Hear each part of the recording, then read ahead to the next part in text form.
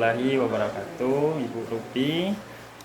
Sebelumnya saya ucapkan terima kasih karena Ibu sudah bersedia untuk saya wawancara, Bu ya. Iya. Ini berkaitan dengan tugas CGP, Bu. Kita tujuannya untuk wawancara ini adalah untuk mendapatkan sebuah wacana tentang praktik pengambilan keputusan yang selama ini dijalankan, Bu ya. Terutama untuk kasus-kasus yang dimana nilai-nilai kebijakan itu saling bersinggungan, Bu, antara benar dengan benar. Jadi kita nyebutnya dilema etika, Bu ya. Iya. Oke, boleh saya mulai, Bu, untuk pertanyaannya, Bu? Iya, silakan. Mulai dari pertanyaan pertama dulu, Bu ya. Iya. Selama ini, Bu, bagaimana Ibu dapat mengidentifikasi kasus-kasus yang merupakan dilema etika dan juga rujukan moral, Bu? Iya, jadi untuk mengidentifikasi itu saya mengidentifikasi dilema etika melalui pengamatan langsung terhadap interaksi antara anggota sekolah. Kemudian keluhan yang disampaikan oleh guru ataupun siswa, serta melalui refleksi dan analisis atas situasi yang muncul. Dilema ini biasanya ditandai oleh adanya dua kepentingan atau nilai yang sama-sama baik, seperti antara kepentingan siswa itu untuk mendapatkan pengamalan di luar kelas atau ekstra kurikuler, dan peningkatan antara performa akademik. Kasus ini mengundang pentingnya moral yang perlu diuraikan dengan kebijaksanaan. Baik, Bu ya. Untuk pertanyaan kedua nih, Bu. Selama ini, Bu, bagaimana Ibu menjalankan pengambilan keputusan di sekolah, terutama untuk kasus-kasus di mana ada dua kepentingan yang sama-sama benar atau bernilai kebajikan? Saya menggunakan pendekatan kolaboratif yang melibatkan pihak-pihak terkait, mulai dari guru, siswa, hingga orang tua siswa. Pengambilan keputusan biasanya dilandasi oleh prinsip-prinsip, hasil aturan dan kepedulian yang saya pelajari dari konsep pengambilan keputusan berbasis learning ladder. Dalam hal ini tujuan jangka panjang, kesejahteraan bersama, dan keadilan selalu menjadi pertimbangan utama. Kemudian misalnya pada situasi ketika siswa kesulitan membayar biaya kegiatan sekolah, saya mempertimbangkan bagaimana membuat keputusan yang tidak hanya berdasarkan aturan sekolah, tetapi juga mempertimbangkan empati dan kebaikan. Banyak pertimbangan, Bu ya. Iya. Yang penting antara empati dengan kebaikan. Ya, itu ada pertimbangan-pertimbangan. Baik. Pertanyaan ketiga nih, Bu. Langkah-langkah atau prosedur apa yang biasanya Ibu lakukan selama ini, Bu? Adapun langkah yang dilakukan itu, langkah awalnya adalah mendengarkan seluruh perspektif terkait situasi yang dihadapi. Setelah itu kami biasanya melakukan pertemuan untuk mendiskusikan opsi yang ada dan dampak dari setiap opsi. Selanjutnya kami mempertimbangkan nilai-nilai Pancasila serta kebijakan sekolah dalam membuat keputusan akhir. Kemudian untuk kasus tertentu, refleksi lebih dalam dilakukan, terutama saat melibatkan dilema etika. Kami terkadang menggunakan proses restitusi untuk mengatasi pelanggaran aturan. Ibu ya. Selanjutnya pertanyaan keempat nih Bu. Hal apa saja yang selama ini Ibu anggap itu efektif dalam pengambilan keputusan Bu? Yang paling efektif yaitu melibatkan seluruh pihak dalam proses pengambilan keputusan. Memberikan ruang untuk refleksi dan mengutamakan dialog terbuka. Dengan pendekatan ini kami dapat memahami secara lebih mendalam nilai dan perasaan yang terlibat, serta menemukan solusi yang adil dan dapat diterima. Kemudian penggunaan model diskusi berdasarkan prinsip kepedulian juga membantu menciptakan keputusan yang lebih matang. Banyak berarti Bu ya yang Iya. dianggap efektif nih. Baik Ibu, untuk pertanyaan kelima nih. Hal-hal apa saja yang selama ini merupakan tantangan nih dalam pengambilan keputusan? Tantangan terbesar adalah menemukan keseimbangan antara kebutuhan terhadap aturan yang ada dan mempertimbangkan faktor-faktor seperti empati, individualitas, dan keadilan. Kemudian terkadang adanya tekanan eksternal dari luar dan berbagai pihak seperti orang tua atau pihak administrasi yang lainnya, membuat keputusan menjadi lebih sulit. Selain itu, memastikan bahwa keputusan tidak hanya adil secara langsung, tetapi juga adil dalam jangka panjang sering menjadi tantangan yang rumit. Jadi jangan dalam waktu dekat Bu yang dipikir itu ya, tapi jangka panjang. Oke, pertanyaan ke-6 nih Bu. Apakah Ibu punya jadwal tertentu dalam menyelesaikan kasus Bu? Saya mencoba menyelesaikan kasus dilema etika sesegera mungkin, terutama jika ada dampak langsung terhadap kesejahteraan siswa atau staf. Namun ada kalanya kasus ini membutuhkan waktu refleksi lebih panjang. Dalam situasi itu, kami biasanya menetapkan jadwal pertemuan dan diskusi lebih lanjut untuk memastikan semua pihak memiliki waktu untuk mempertimbangkan keputusan secara matang. Berarti tergantung situasi Bu ya. Kalau memang kasusnya mudah bisa langsung diselesaikan saat itu, tapi kalau agak rumit kita harus punya jadwal gitu Bu ya.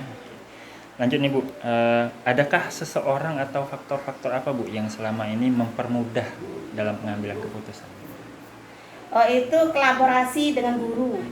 Ya, kolaborasi dengan guru, kemudian siswa dan orang tua. Jadi saat membutuhkan, terutama ketika berbicara mengenai kasus yang melibatkan banyak pihak.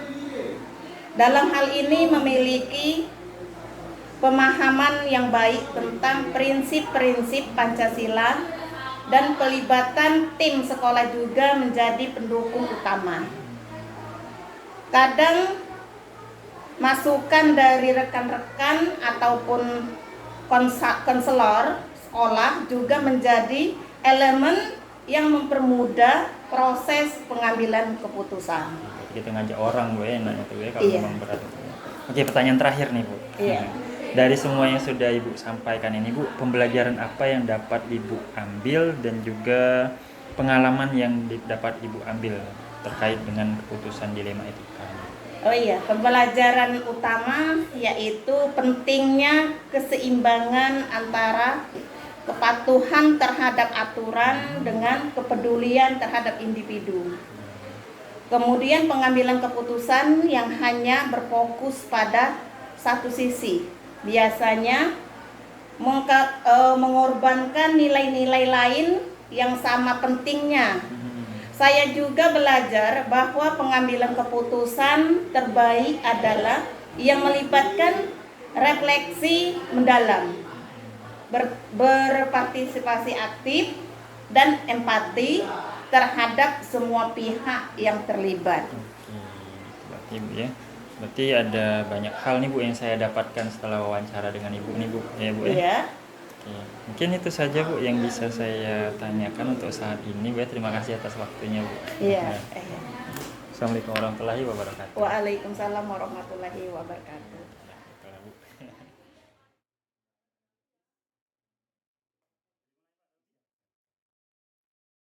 Assalamualaikum warahmatullahi wabarakatuh. Waalaikumsalam warahmatullahi wabarakatuh. Sebelumnya saya ucapkan terima kasih Pak Robi karena sudah bersedia saya wawancarai. Siap, alhamdulillah. Oke, sebelumnya Pak Robi juga ini ada tujuannya untuk wawancara ini Pak Robi ya.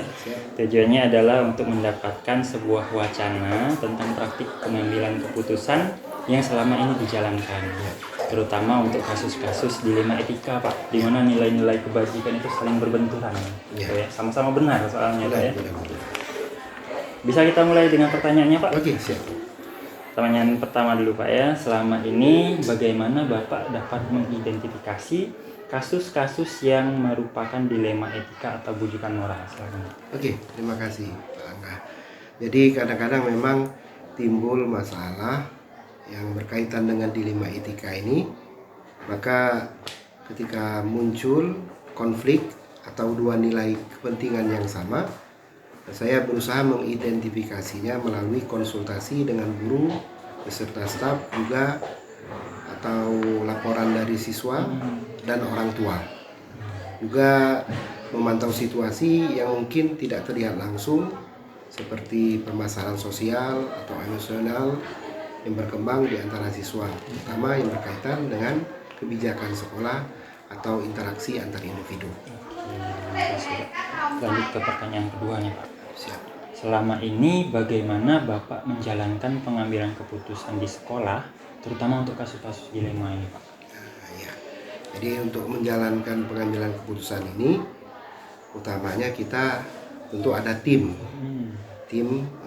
manajemen di sekolah, atau juga kadang-kadang orang tua dan siswa yang terkait. Nah, jadi pendekatannya adalah berbasis musyawarah.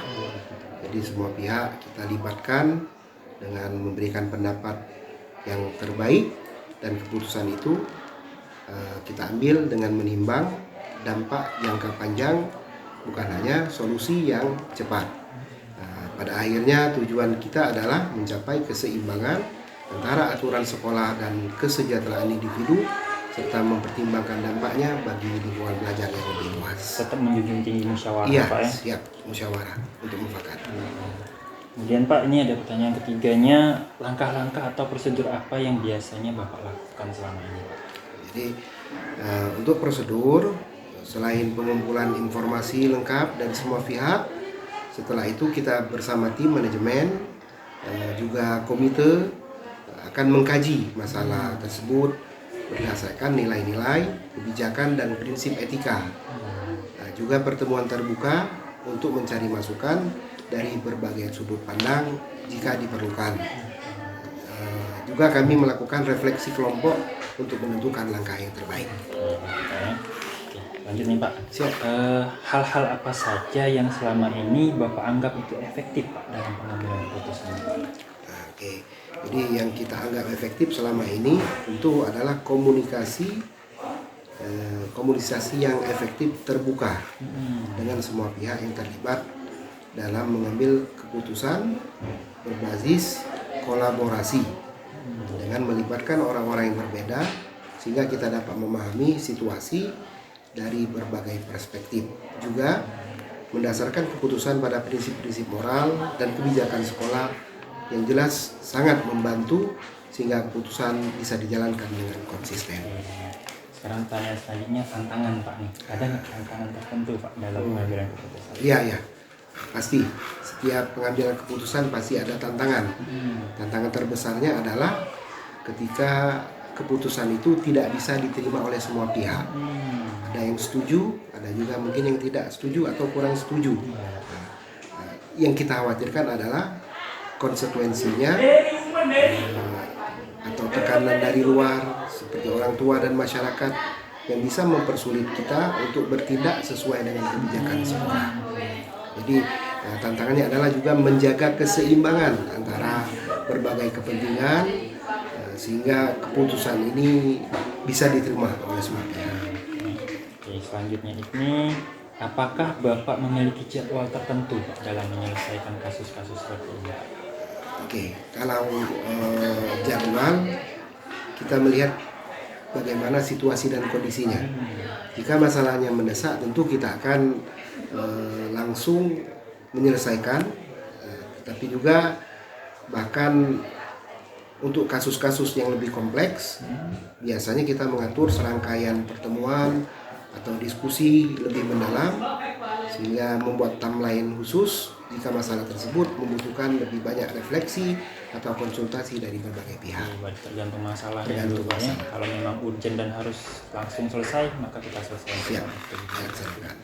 Selanjutnya nih Pak, adakah seseorang atau faktor-faktor tertentu yang selama ini mempermudah Pak dalam pengambilan keputusan? Oh ya, tentu. Jadi banyak pihak terkait yang biasa membantu kita, terutama peran pengawas sekolah.